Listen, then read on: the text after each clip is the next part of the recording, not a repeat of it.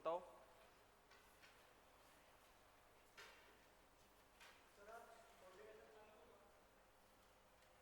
Bonding खत्म होगा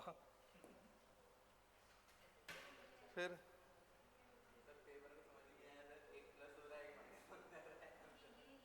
नहीं, पेपर तो आसान ही था।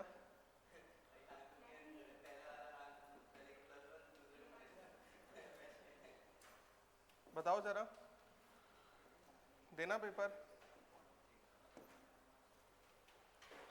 देना। क्या हुआ? हाँ ये भी ठीक है। कोऑर्डिनेशन नेक्स्ट कल से चालू होगा। आज बताओ, कोई डाउट है?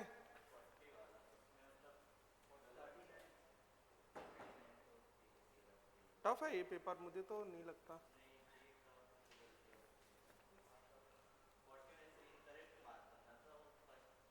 हाँ कौन सा बताऊं? 40 both CO2 and SiO2 are linear, यही गलत हो गया।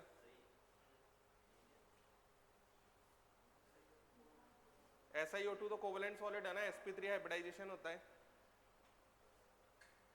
If internuclear axis is Z axis then pz orbitals overlap to form sigma bond, सही है। ऑक्सीडेशन स्टेट ऑफ ये भी सही है। 3DXY 2px collateral overlapping is stronger than, collateral मतलब कोलेट्रल साइडवेज को लेटरल कहा जाता है, तो कोलेट्रल हेड ऑन तो नहीं होगा। DXY तो हेड ऑन बनाएगा ही नहीं, तो होगा तो ये कोलेट्रली 3 और 2। हाँ ये सही है, वैसे सही होगा, ये फोर्थ भी सही है। कोलेट्रल वही होना पड़ेगा क्योंकि DXY तो सिग्मा बनाएगा नहीं ना, वो तो एक्सिस पे होता ही नहीं है, कैसे सिग्मा बना लेगा? हेड ऑन तो करेगा ही नहीं ना, सिंपल सा लॉजिक है। तो ये हुआ। और बोलो, और ऐसा कोई क्वेश्चन जिसमें, हाँ 35 में क्या है? 2 पाई और हाफ सिग्मा, तो 2 पाई और हाफ सिग्मा किस में आएगा? तो पहले तो बॉन्ड ऑर्डर 2.5 ढूंढो, तो बॉन्ड ऑर्डर 2.5 मेरे को O2 पॉजिटिव में दिखता है ना, और बॉन्ड ऑर्डर नहीं, लेकिन O2 पॉजिटिव में 1.5 पाई होगा और 1 सिग्मा होगा, और N2 पॉजिटिव में नीचे आ जाएंगे और आधा सिग्मा, तो 2 पाई आधा सिग्मा, एक तो N2 पॉजिटिव में हो सकता है, और N2 नेगेटिव में पाई सिग्मा और पाई नहीं, पाई कटेगा, तो डेफिनेटली आंसर क्या होगा? N2 positive. ये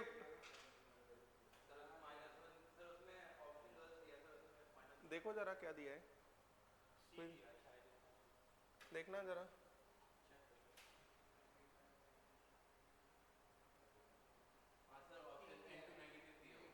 देखो नहीं, N2 पॉजिटिव होना चाहिए, देखो जरा। हाँ हाँ चेंज हो जाएगा, क्यों टेंशन ले रहे हो? ये ऐसा, ये ऐसा, यही होता है ना, और ये ऐसा, तो इसके अंदर N2 तो ऐसा होता था, अभी N2 पॉजिटिव ये हो गया तो 2 सिग्मा हो गया, ओ 2 पाई हो गया, आधा सिग्मा हो गया। और यहाँ पर अगर हम बात करते हैं N2 नेगेटिव से पाई एंटी बॉन्डिंग से पाई कटेगा, तो आंसर इसका N2 पॉजिटिव होगा, मींस फोर्थ ऑप्शन होगा, तो 35 का आंसर चेंज हो जाएगा, फोर्थ हो जाएगा। समझ में आया? 35 का आंसर फोर्थ हो जाएगा। और बोलो कौन सा? Boiling point of H2O2 is greater than that of H2O, ये तो सही है। Ethylene glycol is less viscous than glycerol, गलत है ये। ग्लिसरॉल में हाइड्रोजन बॉन्डिंग ज्यादा होती है, ज्यादा होगी तो विस्कोसिटी।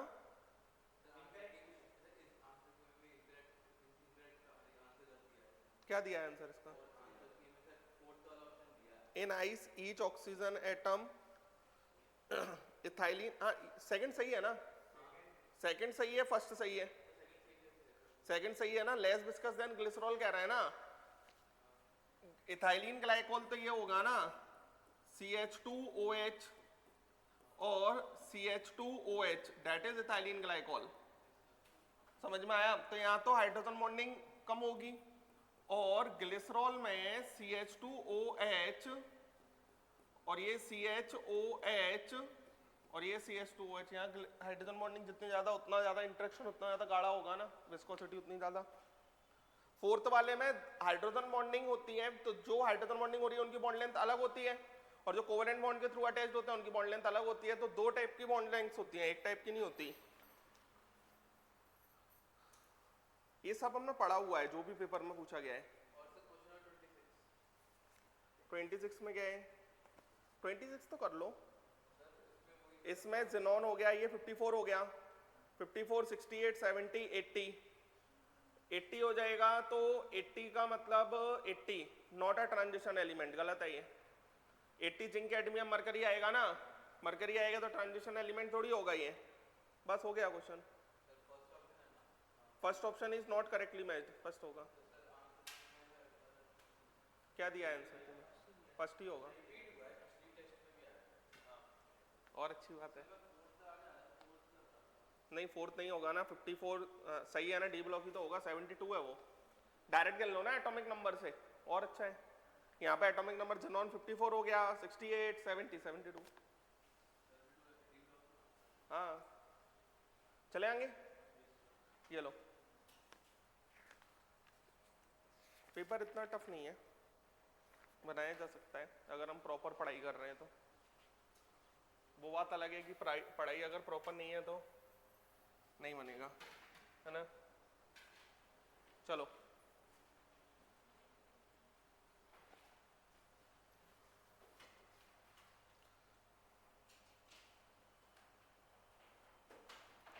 कहाँ तक पढ़ा दिया था मैंने? Thermal stability, monoatomic cation and anion.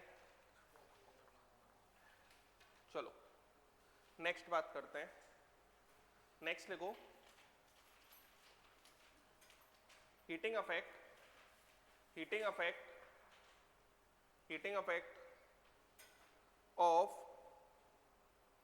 Metal carbonates, heating affect of metal carbonates, heating affect of metal carbonates. तो मेटल कार्बोनेट्स के हीटिंग अफेक्ट की बात करते हैं। अब मेटल कार्बोनेट्स के अगर हम हीटिंग अफेक्ट की बात करते हैं तो देखो, कोई भी मेटल कार्बोनेट बनाया जाएगा तो ये होगा MX पॉजिटिव, और ये होगा CO3 डाइनेगेटिव।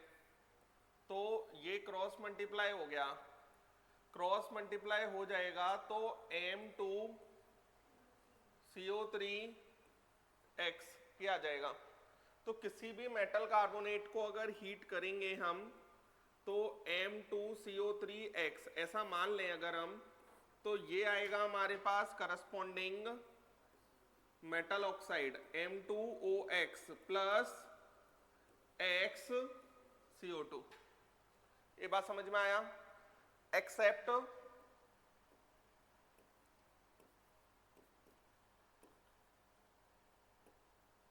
M2CO3, M equal to Na positive, K positive,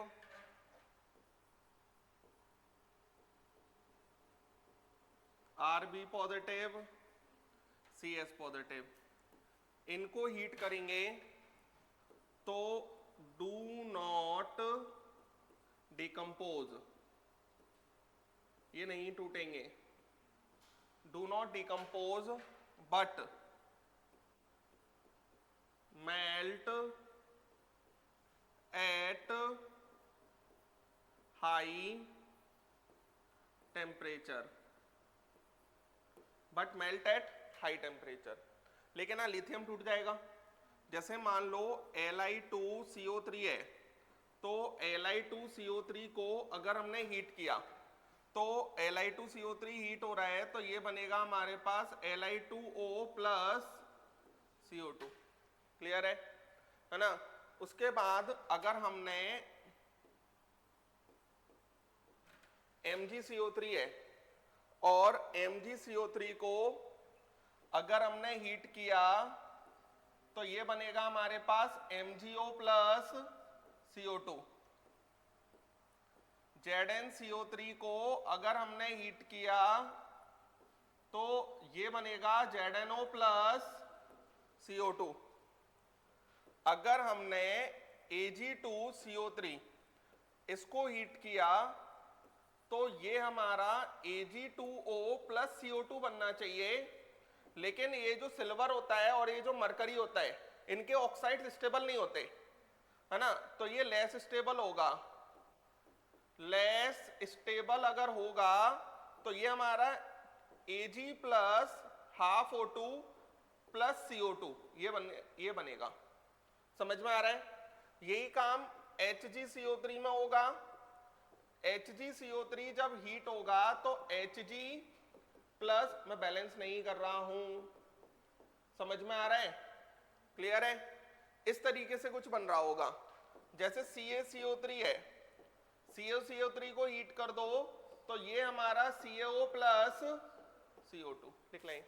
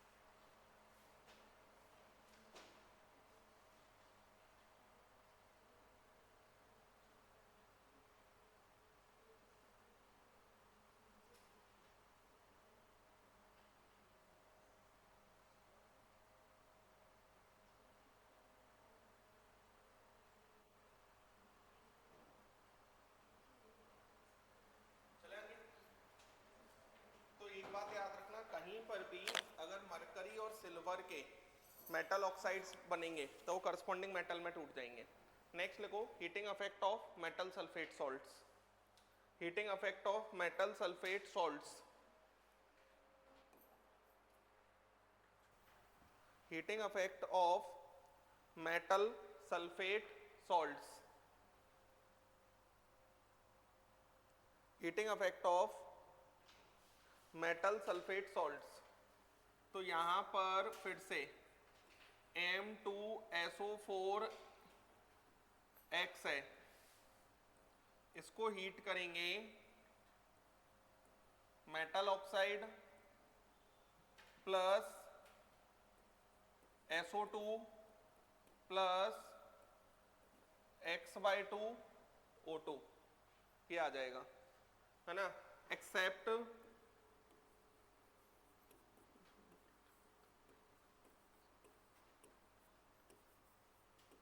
M equal to Na positive, K positive, Rb positive, CS positive.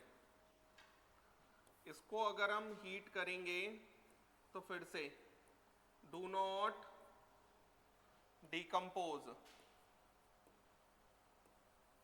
But melt at high temperature, ये कहानी है। अब यहां पर फिर से वही Li2SO4 इसको हीट करो तो ये Li2O plus SO2 plus half O2 MgSO4 heat करेंगे MgO plus SO2 plus half O2,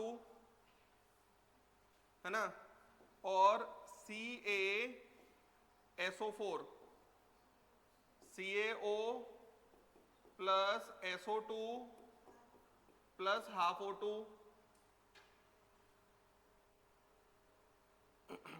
ZnSO4 ZnO plus SO2 plus half O2 Ag2SO4 heat करेंगे तो Ag plus SO2 plus O2। Clear है। इसी तरीके से HgSO4 इसको हीट करेंगे Hg plus SO2 plus O2। Clear है, समझ गए ना, लिख लें।